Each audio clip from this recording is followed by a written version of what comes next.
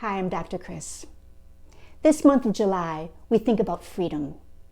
If you've ever felt trapped by bad memories, then finding freedom takes on even more meaning.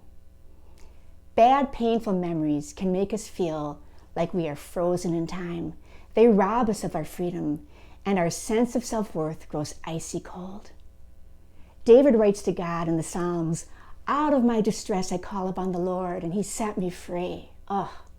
David reminds me, inspires me to reclaim my freedom by transforming my stress into prayerful hopes and future successes.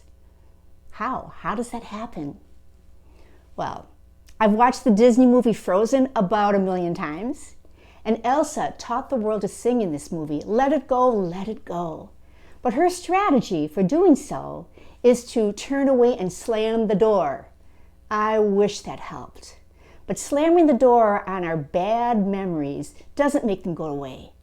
Being out of sight is not the same thing as being out of pain. In fact, it may just leave us feeling numb or humiliated. And then something happens, triggers us to reopen that door, and wow, we have to see and feel the pain all over again. The pain from our memories will stay with us until it has taught us the lesson we need to learn.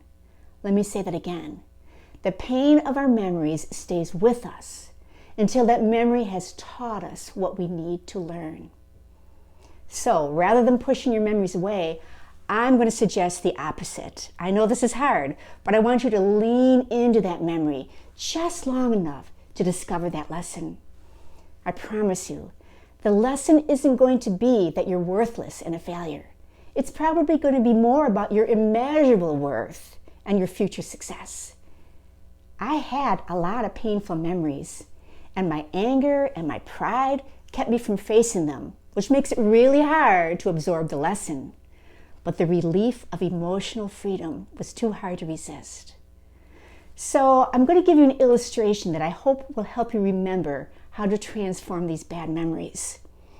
I want you to imagine that your frozen memory is like one of these frozen ice cubes. Imagine holding onto it. And at first it's cold and it's hard, and the edges might even be burning and sharp.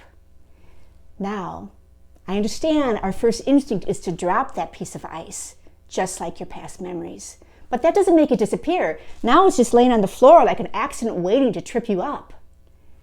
So instead, imagine holding this piece of ice and wrapping your fingers around it. Feel it melt as it warms through your touch. In this state, it is so much easier to absorb and do something with. What would warm up your memories? Well, instead of holding on to them with a lot of anger or shame and resentment, I want you to try holding them with some self-care, compassion, acceptance, and good intentions for the future.